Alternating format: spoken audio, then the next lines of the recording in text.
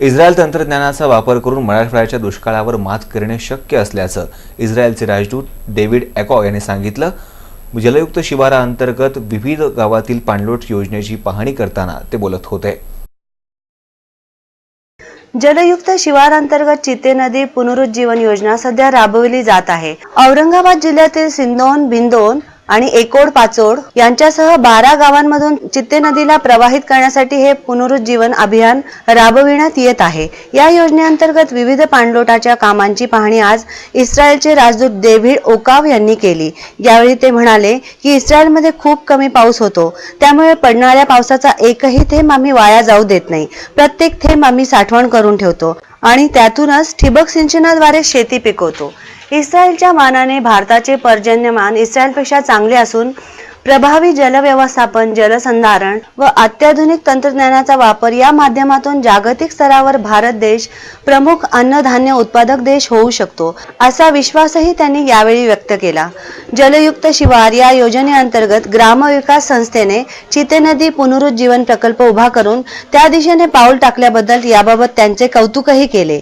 याचबरोबर जलसंधारण हा एक टप्पा असून त्याचा वापर त्यासंबंधीचे तंत्रज्ञान व एकूण जलव्यवस्थापन याबाबत इस्रायल महत्त्वपूर्ण योगदान देऊ शकतो। विशेषतः मराठवाड्यासारख्या प्रदेशात त्याची अत्यंत आवश्यकता आहे, असेही यावेळी ते म्हणाले। It seems very impressive. I've seen also the check dams, and I think that's definitely one of the solutions that can help with shortage.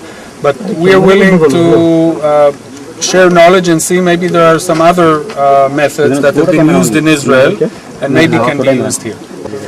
I think this is very impressive. I think this is definitely a solution to some of the problems. But like in Israel, from our experience, you need a whole kind of bag of solutions that range from check dams on rivers, but also maybe recycling of water and other ways of collecting water. So I hope that experts from India will come to Israel. This will happen fairly soon. Learn some of it, and then maybe we can keep on cooperating and sharing knowledge. यावेळी ग्रामविकास मंत्री पंकजा मुंडे म्हणाल्या की यंदा मराठवाड्यात पाण्याने साथ दिली नाही, म्हणून मराठवाड्याच्या दुष्काळी परिस्थितीवर मात करण्यासाठी इस्रायल तंत्रज्ञानाचा वापर करण्यात येणार आहे। येत्या एप्रिल महिन्यात राज्य सरकार इस्रायलशी या संबंधाचा विशेष करार करणार असल्याचेही त्यांनी यावेळी सांगितले।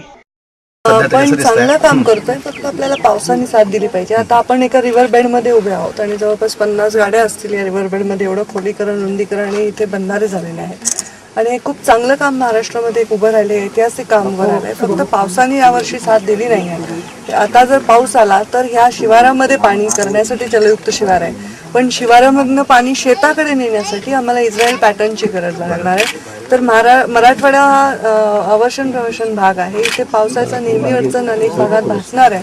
त्याच्यामुळे पाण्याची काटकसर करून, पाण्याचे आधुनिक पद्धतीने वापर करून ड्रिपवर जाऊन पूर्ण ड्रिप इरिगेशनवर मराठवाड्यातली शेती जर बऱ्याच प्रमाणात नेऊ शकलो तर आपल्याला पाण्याचा वापर सुद्धा, कारण नुसतं शिवारात पाणी उपलब्ध केलं आणि पाण्याचा परत अपव्यय केला तर आपल्याला परत पाण्याची टंचाई भासू शकते।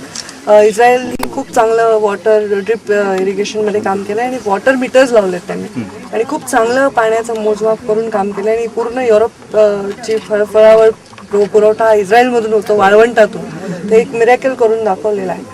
तसं आपल्याकडे करायची आवश्यकता आहे। More crop per drop is the concept of Israel. तर ते आम्ही इन्फ्लुएन्स होऊन त्याच्यापासून हे काम करतोय। So will learn more from them. आता आपण प्रायव्हेट म्हणून काही जिल्ह्यांमध्ये राबवू जिथे खूप पाण्याची टंचाई आहे काही ठिकाणी, आणि मग त्याच्या कसं यश मिळतं त्याच्याप्रमाणे पूर्ण रिजनमध्ये आपण निर्णय घेऊ। जिल्हे काय आयडेंटिफाईड केले? मला वाटतं उस्मानाबाद आहे, लातूर आहे, बीड आहे, अशा ठिकाणी जिथे खूपच टंचाई आहे त्याच्याप्रमाणे आम्ही तो निर्णय घेऊ। यावेळी ग्रामविकास मंत्री पंकजा मुंडे, औरंगाबादच्या जिल्हाधिकारी निधी पांडे, ग्रामविकास संस्थेचे नरहरी शिवपुरे, जलतज्ञ रमेश पांडव, प्रदीप घुगे, संजीव पडवळ, जलसंधारण विभागाचे सचिव नारायण कराड, अभिजित चौधरी आदी उपस्थित होते।